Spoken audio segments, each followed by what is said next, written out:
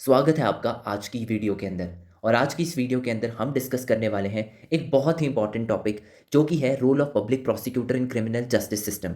इसके अंदर मैं डिस्कस करूंगा आपके साथ role of public prosecutor through judgment, जो कि एक बहुत लैंडमार्क जजमेंट है। हम देखेंगे कि पब्लिक प्रोसिक्यूटर का क्या रोल होता है, और जैसे कि अब आप बीएनएसएस के बारे में जानते हैं कि वो इन्फोर्समेंट में आ चुका है, उसमें पब्लिक प्रोसिक्यूटर को कैसे डिफाइन किया गया है। अगर हम बात करते हैं सेक्शन 2 सबसेक्शन 1 क्लॉज वी के बारे में ऑफ बीएनएसएस, उसमें पब्लिक प्रोसिक्यूटर को डिफाइन किया गया है। इट मीन्स कैसे? Means any person appointed under section 18 and includes any person acting under the directions of a public prosecutor. देखिए, इसके अंदर one of the most landmark judgment जो हमारे पास आती है, जो कि रोल ऑफ पब्लिक प्रोसिक्यूटर को क्रिमिनल जस्टिस सिस्टम में डिफाइन करती है, वो Rekha versus state of waste Bengal की जजमेंट है। इस जजमेंट के अंदर कोर्ट ने कंसिडर किया कि जो एक पब्लिक प्रोसिक्यूटर होता है, वो क्रिमिनल जस्टिस सिस्टम में बहुत इंपॉर्टेंट रोल प्ले करता है। अगर हम उस जजमेंट के पैरा 8 के बारे में बात करें, तो कोर्ट का ये मानना था कि जो रोल ऑफ पब्लिक प्रोसिक्यूटर है, वो सिर्फ एक रिप्रेजेंटेटिव नहीं होता है एग्रीव्ड पर्सन का, but he is also a representative of the state at large. क्योंकि कोर्ट का ये मानना था कि जो क्राइम्स हैं हमारी सोसाइटी के अंदर, उनको ट्रीट किया जाता है as a wrong against the society as whole. इसीलिए कोर्ट का मानना था that his role in criminal justice system बहुत इंपॉर्टेंट होता है। बेसिकली एडमिनिस्ट्रेशन ऑफ जस्टिस के लिए पब्लिक प्रोसिक्यूटर बहुत क्रूशियल होता है। इसके साथ साथ अगर हम बात करते हैं, जो मैंने आपके साथ ये ऑब्जर्वेशन शेयर कर रहा हूँ, ये सारी observation para 8 of the judgment के अंदर प्रोवाइडेड है। उसके बाद कोर्ट ने बोला कि जो पब्लिक प्रोसिक्यूटर है, उसको अपॉइंट बाय गवर्नमेंट किया जाता है, but he is not a servant of the government nor the investigating agency. मतलब कि ना तो वो गवर्नमेंट का सर्वेंट है और ना ही इन्वेस्टिगेटिंग एजेंसी का सर्वेंट है। इसके साथ साथ अब अगर हम आगे डिटेल्स के अंदर जाएं, तो और भी बहुत रिमार्केबल चीज़ें कोर्ट ने डिफाइन की, जो कि डील करती हैं with the role of public prosecutor in the administration of criminal justice system. उसके बाद कोर्ट ने कहा कि जो ड्यूटी होती है, सबसे पहली प्राइमरी ड्यूटी क्या है पब्लिक प्रोसिक्यूटर की, पैरा 8 के अंदर कोर्ट का मानना यह था कि वो ये है कि to assist the court in arriving at the truth by putting forth all the relevant material on the behalf of the prosecution। तो बेसिकली उसका काम क्या है पब्लिक प्रोसिक्यूटर का? ट्रुथ को कोर्ट के सामने, सच्चाई को लेकर आना। इसके साथ एक और बहुत अच्छी चीज़, जैसे कि हमने पहले भी पढ़ा कि जो पब्लिक प्रोसिक्यूटर है, वो किसी भी स्टेट का सर्वेंट नहीं है और ना ही इन्वेस्टिगेटिंग एजेंसी का सर्वेंट है, वो ऑफिसर है कोर्ट का। इस चीज़ को कोर्ट ने रिकग्नाइज किया इस पैराग्राफ के अंदर।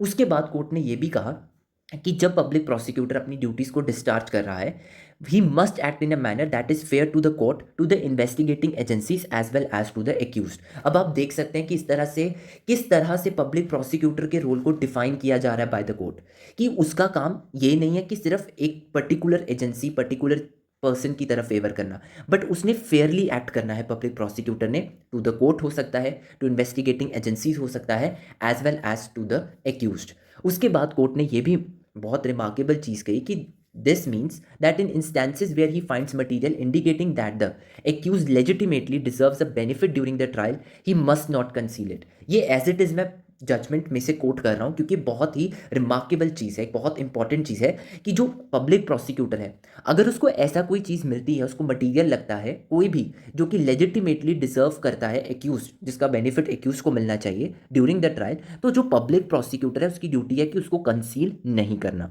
उसके साथ साथ कोर्ट का ये भी मानना था कि जो एक पब्लिक प्रोसिक्यूटर होता है ना, वो एक इंडिपेंडेंट ऑफिसर होता है, who secures the cause of justice और फेयर प्ले करता है एक क्रिमिनल ट्रायल के अंदर। अगर हम बीएनएसएस के बारे में बात करें, तो उसके सेक्शन 18 के अंदर डिफाइन किया गया है कि पब्लिक प्रोसिक्यूटर क्या होता है। चलिए अब हम इसके बारे में बात करते हैं। अगर हम बात करते हैं सेक्शन 18 सबसेक्शन 1 के बारे में, वो में बोलता है कि हर एक हाई कोर्ट के लिए जो सेंट्रल गवर्नमेंट है और स्टेट गवर्नमेंट है, after consultation with the high court appoint करेंगे पब्लिक प्रोसिक्यूटर को, और अपॉइंट कर सकते हैं वन और मोर एडिशनल पब्लिक प्रोसिक्यूटर्स को भी। किस पर्पस के लिए? That is for conducting in such court कोई भी प्रोसिक्यूशन हो सकती है, अपील हो सकती है और अदर प्रोसीडिंग हो सकती है on the behalf of the central government और द स्टेट गवर्नमेंट, जो भी केस होगा। इसके साथ एक और इसके अंदर एक प्रोवाइजो भी अटैच किया गया है, that is specifically for Delhi, जो कि है कि for national capital territory of Delhi, जो सेंट्रल गवर्नमेंट है after consultation with the high court of Delhi appoint करती है पब्लिक प्रोसिक्यूटर को और एडिशनल पब्लिक प्रोसिक्यूटर्स को for this purpose of this section. अगर हम पुरानी सीआरपीसी के बारे में बात करते हैं, तो पुरानी सीआरपीसी के अंदर हमारे पास ये सेक्शन नंबर 24 था, जो कि डील करता था विद द पब्लिक प्रोसिक्यूटर्स। अब इसके बाद भी हम बहुत सारी नई नई चीज़ों को देखेंगे कि किस तरह से बीएनएसएस ने एक न्यू रोल्स को डिफाइन किया है पब्लिक प्रोसिक्यूटर्स के। कुछ एग्जिस्टिंग रोल्स थे उनको डिफाइन किया है, उनका क्या अरीना होगा, कितनी उनकी लिमिट्स होंगी, कहाँ कहाँ उन्हें वर्क करना है, ये सारी चीज़ें हमें डिफाइन की गई हैं सेक्शन 18 के अंदर एज वेल एज 19 के अंदर एंड सेक्शन 20 के अंदर, जो मैं आपके साथ डिस्कस करने वाला हूँ। तो अभी तक हमने क्या सीखा? हमने ये सीखा कि दैट इज सेक्शन 18 के अंदर जो पब्लिक प्रोसिक्यूटर है हाई कोर्ट के लिए अपॉइंट हो रहे हैं, और वो कौन अपॉइंट कर सकता है? सेंट्रल गवर्नमेंट कर सकती है, स्टेट गवर्नमेंट भी कर सकती है। उसके बाद जो नेक्स्ट हमारे पास आता है इसके अंदर, दैट इज जो सेंट्रल गवर्नमेंट है वो चाहे तो अपॉइंट कर सकती है वन और मोर पब्लिक प्रोसिक्यूटर्स को।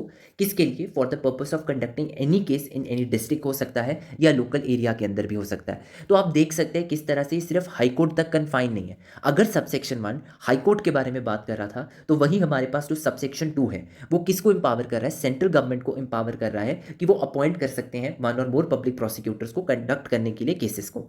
अब उसके बाद अगर हम सेक्शन 18 सबसेक्शन 3 के बारे में बात करते हैं, वो हमारे पास बात करता है कि फॉर एवरी डिस्ट्रिक्ट जो स्टेट गवर्नमेंट है वो अपॉइंट करेगा पब्लिक प्रोसिक्यूटर को, या वो अपॉइंट कर सकते हैं वन और मोर एडिशनल पब्लिक प्रोसिक्यूटर्स को भी फॉर द डिस्ट्रिक्ट। बट इसके साथ भी अगर हम सेक्शन 18 सबसेक्शन 3 के बारे में बात करते हैं, एक प्रोवाइजो को अटैच किया गया है जो कि ये बताता है हमें कि जो पब्लिक प्रोसिक्यूटर हैं और एडिशनल पब्लिक प्रोसिक्यूटर हैं जो कि अपॉइंट किए गए हैं फॉर वन डिस्ट्रिक्ट, उनको दूसरे डिस्ट्रिक्ट्स के लिए भी अपॉइंट किया जा सकता है। जैसे कि अगर हम सेक्शन की रेफरेंस की तरफ चले तो उसमें इस तरह से लिखा गया है कि provided that the public prosecutor और additional public prosecutor appointed for one district may be appointed also to be a public prosecutor और an additional public prosecutor as the case may be for another district. उसके बाद हमारे पास एक और इसके अंदर एक सेपरेट तौर पर जो बात की गई है, तो हम अपॉइंटमेंट के बारे में बात कर रहे हैं। इसके बाद हमारे पास आता है सेक्शन 18 सबसेक्शन 4। वो किसके बारे में बात करता है? वो बात करता है कि जो डिस्ट्रिक्ट मजिस्ट्रेट है वो in consultation with the session जज प्रिपेयर करेंगे एक पैनल, नेम्स को, मतलब एक लिस्ट को प्रिपेयर करेंगे, पैनल को प्रिपेयर करेंगे ऑफ द पर्सन्स जो कि उनकी ओपिनियन के अंदर फिट हैं to be appointed as the public prosecutors या फिर additional public prosecutors for the district.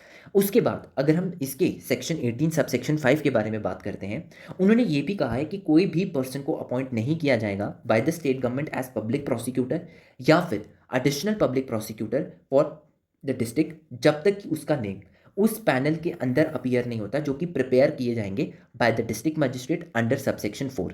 इसके बाद अगर हम नेक्स्ट के बारे में बात करते हैं, दैट इज अब आप सेक्शन 18 सबसेक्शन 1 को स्टडी कर चुके हैं। हमने 2 के बारे में भी पढ़ा, 3 के बारे में भी पढ़ा, 4 के बारे में भी पढ़ा एंड 5th के बारे में अब हम पढ़ेंगे। 5th के अंदर अगर हम आगे 5th भी हम डिस्कस कर चुके हैं।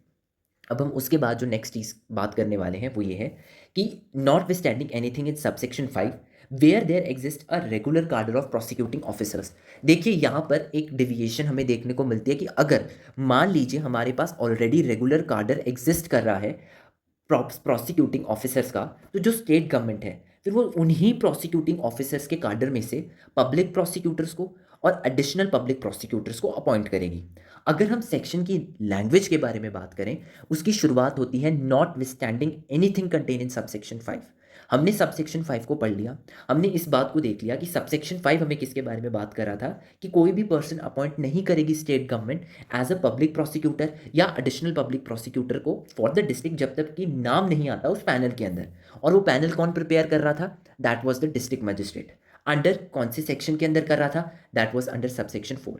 इसके साथ अगर हम सेक्शन 18 सबसेक्शन 6 के बारे में बात करते हैं, उसमें बहुत इंपॉर्टेंट प्रोवाइजो भी है जो कि मैं आपके साथ डिस्कस करना चाहता हूँ, जो कि हमें बोलता है कि प्रोवाइडेड जब opinion of the state government के अंदर कोई ऐसा पर्सन सूटेबल है ही नहीं, अवेलेबल ही नहीं है इस कार्डर के अंदर, जो कि हम बात कर रहे थे, कार्डर एक होगा, एग्जिस्ट करेगा, that is the regular cadre of prosecuting officers for such appointment, जो गवर्नमेंट है वो अपॉइंट कर सकती है एक किसी भी पर्सन को जो कि public prosecute as a public prosecutor या additional public prosecutor as the case में भी, किसमें से? That is from the panels of names जो कि प्रिपेयर किए गए हैं by the district magistrate under under subsection 4।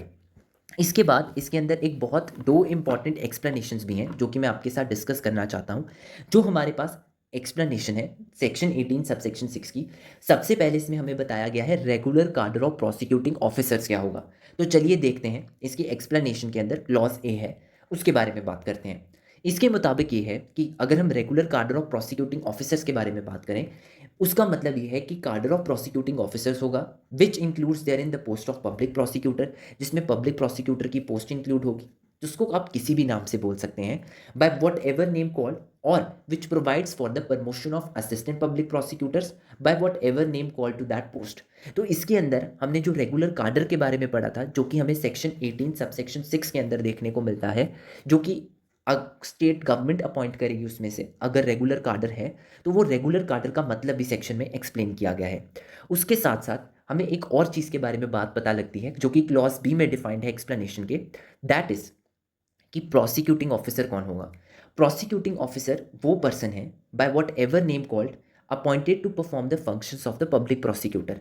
तो जो भी पर्टिकुलर पर्सन जिसको हमने अपॉइंट किया है कि वो परफॉर्म करेगा functions of the public prosecutor को, या स्पेशल पब्लिक प्रोसिक्यूटर को, या एडिशनल पब्लिक प्रोसिक्यूटर को, या असिस्टेंट पब्लिक प्रोसिक्यूटर को अंडर दिस संहिता, हम उसको क्या नाम देंगे? हम उसको नाम देंगे that this particular person is a prosecuting officer.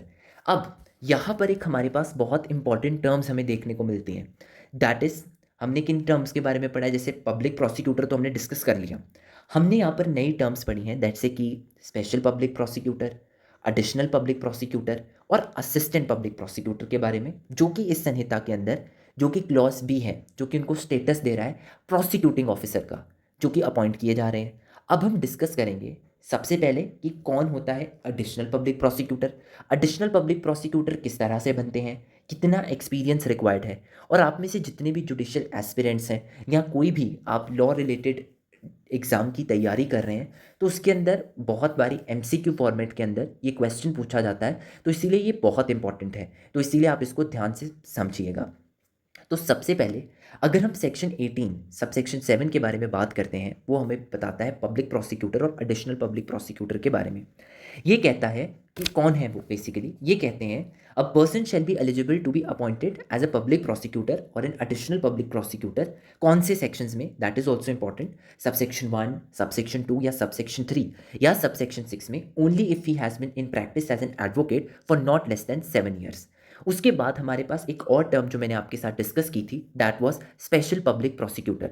Special public prosecutor वो होंगे जो कि सेंट्रल गवर्नमेंट या स्टेट गवर्नमेंट अपॉइंट करेगी फॉर द पर्पस, किसके लिए? किसी भी केस के लिए हो सकता है, या फिर क्लास ऑफ केसेस के लिए हो सकता है, और वो जो पर्टिकुलर पर्सन है, वो पर्सन के पास वही अपॉइंट किया जाएगा, वो पर्सन को who has been in practice as an advocate for not less than 10 years, as उसी पर्सन को आप अपॉइंट कर सकते हैं as a special public prosecutor. But इसके साथ एक प्रोवाइजो भी अटैच किया गया है, जो कि ये परमिट करता है कि प्रोवाइडेड जो कोर्ट है वो परमिट कर सकती है विक्टिम को इंगेज करने के लिए एक एडवोकेट को, ताकि वो असिस्ट कर सके प्रोसिक्यूशन को अंडर दिस सब सेक्शन। उसके बाद अब मैं अगर आपके साथ नेक्स्ट इंपॉर्टेंट सेक्शन के बारे में बात करता हूँ, तो वो है हमारे पास असिस्टेंट पब्लिक प्रोसिक्यूटर। तो चलिए देखते हैं कि असिस्टेंट पब्लिक प्रोसिक्यूटर क्या होते हैं। अगर हम सब सेक्शन 1 के बारे में बात करें, तो वो बात करता है कि जो स्टेट गवर्नमेंट है shall appoint in every district one और मोर असिस्टेंट पब्लिक प्रोसिक्यूटर्स को अपॉइंट किया जाएगा, ताकि वो क्या कंडक्ट कर सके? प्रोसिक्यूशन। कौन सी कोर्ट्स के अंदर? प्री पॉइंट ऑफ व्यू से, प्रीलिम्स के पॉइंट ऑफ व्यू से बहुत इंपॉर्टेंट है, in the courts of magistrates, ये आपके लिए इंपॉर्टेंट है। सेकंड, अगर हम सब सेक्शन की बात करें, तो वो हमारे पास बात करता है कि जो सेंट्रल गवर्नमेंट है वो भी अपॉइंट कर सकती है वन और मोर असिस्टेंट पब्लिक प्रोसिक्यूटर्स को। किस पर्पस के लिए? For the purpose of conducting any case या फिर क्लास ऑफ केसेस के लिए in the court of magistrates. तो अगर हम इसके बारे में बात करें, अगर हम सेक्शन 19 के सबसेक्शन 1 और सबसेक्शन 2 के बारे में बात करें, तो जो असिस्टेंट पब्लिक प्रोसिक्यूटर्स अपॉइंट हो रहे हैं, ये आपको बहुत इंपॉर्टेंट है, प्री में पूछा जा सकता है। वो अपॉइंट, तो ये तो हमें सबको पता है किसके लिए अपॉइंट हो रहे हैं, that is for conducting prosecutions, but किस कोर्ट के लिए? That is the court of magistrates के लिए।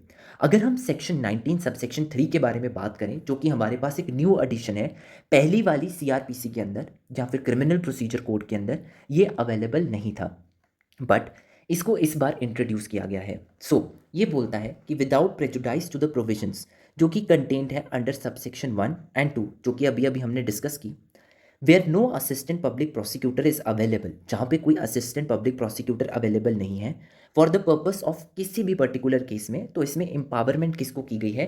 डिस्ट्रिक्ट मजिस्ट्रेट को, कि डिस्ट्रिक्ट मजिस्ट्रेट अपॉइंट कर सकता है किसी भी पर्सन को कि वो एक्ट करे as an assistant public prosecutor in charge उस केस के लिए। बट इसके अंदर क्या प्रोसीजर फॉलो करना है, उसको क्या करना पड़ेगा?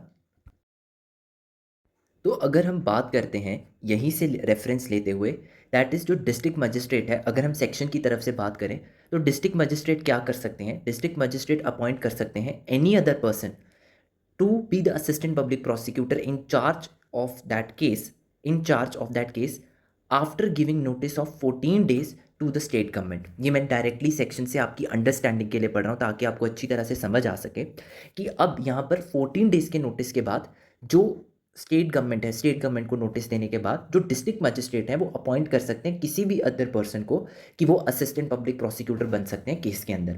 बट यहाँ पर उन्होंने दो टर्म्स इंपॉर्टेंट है जो कि मैं आपके साथ डिस्कस करना चाहूँगा कि कोई भी पुलिस ऑफिसर जो है उसको तब तक अपॉइंट नहीं किया जाएगा, shall be eligible to be appointed as an assistant public prosecutor if उसने पार्ट लिया हो किसी भी इन्वेस्टिगेशन के अंदर into an offence with respect to which the accused is being prosecuted, या फिर he is below the rank, he और जो भी हो, ही और she is below the rank of inspector. So basically दो कंडीशंस है पुलिस ऑफिसर, पहली चीज़ उन्होंने इन्वेस्टिगेशन में पार्ट नहीं लिया होना चाहिए with respect to which accused is being prosecuted, and second thing उनका जो रैंक है वो बिलो इंस्पेक्टर नहीं होना चाहिए। अब नेक्स्ट जो हमारे पास बहुत रिमार्केबल सेक्शन आता है दैट इज सेक्शन 20। सेक्शन 20 हमारे पास बीएनएसएस का बात करता है डायरेक्टोरेट ऑफ प्रोसिक्यूशन के बारे में, और इसमें बहुत सिग्निफिकेंट चेंजेस इंट्रोड्यूस किए गए हैं जो आपको याद रखने बहुत ज़रूरी हैं, जिसमें से सबसे पहले है कि जो स्टेट गवर्नमेंट है वो इस्टेब्लिश करेगा डायरेक्टोरेट ऑफ प्रोसिक्यूशन स्टेट के अंदर, जिसमें कौन कौन होंगे, सबसे पहले डायरेक्टर ऑफ प्रोसिक्यूशन होंगे और as many as deputy director of prosecution होंगे एज ए थिंक फिट, जैसा उनको ठीक लगे। उसके बाद अगर हम इसी के 20 के बारे में बात करते हैं, सेक्शन 20 उसके सबसेक्शन 1 क्लॉज बी के अंदर, उसके अंदर ये भी प्रोवाइडेड है जो कि एक तरह से न्यू एडिशन है, पहले ऐसा नहीं था। डिस्ट्रिक्ट डायरेक्टोरेट ऑफ प्रोसिक्यूशन हर एक डिस्ट्रिक्ट के अंदर जिसमें कौन कौन होंगे, which will consist of as many as deputy directors and assistant director of prosecution as it think fit. अगर हम सेक्शन की तरफ से चलें तो उसमें इस तरह से रेफरेंस दिया गया है कि a district directorate of prosecution in every district consisting of as many as deputy directors and assistant directors of prosecution as it think fit. उसके बाद जो हमारे पास one of the most important चीज़ आती है दैट इज इनकी क्या क्वालिफिकेशन होनी चाहिए, कौन पर्सन है जो कि एलिजिबल होगा टू बी अपॉइंटेड। अगर हम सेक्शन 20 सबसेक्शन 2 के बारे में बात करते हैं तो सबसे पहले मैंने इसको फ्लो चार्ट में आपकी कन्वीनियंस के लिए रखा है ताकि आपको ईजिली याद हो सके। So a person director of prosecution या deputy of director of prosecution appoint होने के लिए कब एलिजिबल होगा, if he has been in practice as an advocate for not less than 15 years और इज और हैज़ बीन ए सेशन जज। तो ये हमारे पास बहुत इंपॉर्टेंट चीज़ है बिकॉज पहले सीआरपीसी के अंदर ऐसा कुछ भी नहीं था। नेक्स्ट चीज़ हमारे पास आता है असिस्टेंट डायरेक्टर ऑफ प्रोसिक्यूशन के लिए, if he has been in practice as an advocate for not less than 7 years और has been a magistrate of first class. उसके बाद अगर हम सेक्शन 20 सबसेक्शन 3 के बारे में बात करते हैं तो वो हमें बताता है कि जो डायरेक्टोरेट ऑफ प्रोसिक्यूशन होगा उसको कौन हेड करेगा। उसको हेड करने वाले हैं डायरेक्टर ऑफ प्रोसिक्यूशन जो कि फंक्शन करते हैं under the administrative control of the home department in the state. उसके साथ अगर हम सेक्शन 20 सबसेक्शन 4 के बारे में बात करें वो हमें ये बताता है कि हर एक जो डेप्यूटी डायरेक्टर ऑफ प्रोसिक्यूशन होंगे या फिर असिस्टेंट डायरेक्टर ऑफ प्रोसिक्यूशन होंगे वो सबॉर्डिनेट होंगे to the director of prosecution के। आप फ्लो चार्ट में भी देख सकते हैं, इससे आपको बहुत इजीली समझ आ जाएगा कि पहले ऊपर कौन है हायरार्की के अंदर, फिर उसके नीचे कौन है। पहले डायरेक्टर ऑफ प्रोसिक्यूशन, उसके बाद हमारे पास आ जाते हैं deputy director of prosecution and assistant director of prosecution. उसके साथ every assistant director of prosecution है shall be subordinate to the deputy director of prosecution. अब सबसे इंपॉर्टेंट पार्ट इस वीडियो का जो है that is the powers and functions जो कि हमारे पास आते हैं सेक्शन 20 सबसेक्शन 7 ऑफ बीएनएसएस के अंदर। सबसे पहले जो पावर एंड फंक्शंस है डायरेक्टर ऑफ प्रोसिक्यूशन के, सबसे पहला फंक्शन क्या है, to monitor cases in which offences are punishable for 10 years और मोर, बहुत ध्यान से याद रखना, और विद लाइफ इम्प्रिजनमेंट और विद डेथ। और सेकंड उनका काम क्या है, that is to expedite the proceedings and to give opinion देनी on filing of the cases, that is उसके साथ साथ अगर हम सेक्शन 20 सबसेक्शन 8 के अंदर बात करते हैं तो power and functions of deputy director क्या क्या है, that is to examine and scrutinize police report, monitor करना केसेस को in which offences are punishable for 7 years और more but less than 10 years वाले हैं for ensuring their expeditious disposal. उसके बाद जो हमारे पास सबसे लैंडमार्क चीज़ आती है दैट इज जो असिस्टेंट डायरेक्टर ऑफ प्रोसिक्यूशन है वो मॉनिटर करेंगे केसेस को in which offences are punishable for less than 7 years. ये आपके प्री पॉइंट ऑफ व्यू से बहुत इंपॉर्टेंट है। उसके बाद अगर हम इसके सबसेक्शन 10 के बारे में बात करें, वो हमें बताता है कि notwithstanding anything contain in 7, 8 और 9 सबसेक्शन एंड 9 सबसेक्शन, जो डायरेक्टर है, डेप्यूटी डायरेक्टर है या असिस्टेंट डायरेक्टर ऑफ प्रोसिक्यूशन है, उनके पास पावर है कि वो डील कर सकते हैं and to deal with, and वो रिस्पॉन्सिबल भी होंगे for all the proceeding under this Sanhita. अगर हम सेक्शन वाइज पढ़े, so they have power to deal with and be responsible for all proceeding under this Sanhita. अगर हम सबसेक्शन 12 के बारे में बात करें तो वो हमें ये बताता है कि जो प्रोविजंस हैं ये अप्लाई नहीं करती advocate general for the state को जब वो अपनी ड्यूटीज परफॉर्म कर रहे होते हैं as the function of a public prosecutor, जब वो परफॉर्म कर रहे होते हैं। तो अब इस वीडियो को मैं यहीं पर एंड करूंगा। एक मैं आपके साथ लास्ट में और डिस्कस कर लेता हूं, जो कि इसका सबसेक्शन 11 है। वो यही बताता है कि जो power and functions of director of prosecution है, डेप्यूटी डायरेक्टर ऑफ प्रोसिक्यूशन है, असिस्टेंट डायरेक्टर ऑफ प्रोसिक्यूशन है, और जो एरियाज है for which each of the deputy director of prosecution और assistant director of prosecution have been appointed shall be as such state government by notification specify. तो जो state government है वो specify करेगी क्या क्या उनकी पावर्स होंगी बाकी और फंक्शंस को। बाकी लास्ट जो इंपॉर्टेंट हमारे पास सबसेक्शन है वो यही बात करता है कि ये जितनी भी हमने प्रोविजंस पढ़ी अभी ये वाली सेक्शन की, ये प्रोविजंस एडवोकेट जनरल पर एप्लीकेबल नहीं है फॉर द स्टेट जब वो अपनी ड्यूटीज को परफॉर्म कर रहे हैं। That is the function of performing as a public prosecutor, जब वो पब्लिक प्रोसिक्यूटर का फंक्शन परफॉर्म कर रहे हैं। तो इस वीडियो को मैं यहीं पर एंड करूंगा। ये वीडियो आपको कैसी लगी आप कमेंट सेक्शन में ज़रूर बताना, और अगर अभी तक आपने चैनल को सब्सक्राइब नहीं कर लिया तो चैनल को सब्सक्राइब कर लीजिए और अपने फ्रेंड्स के साथ ज़रूर शेयर करना। तो मिलते हैं हम अपनी नेक्स्ट वीडियो के अंदर।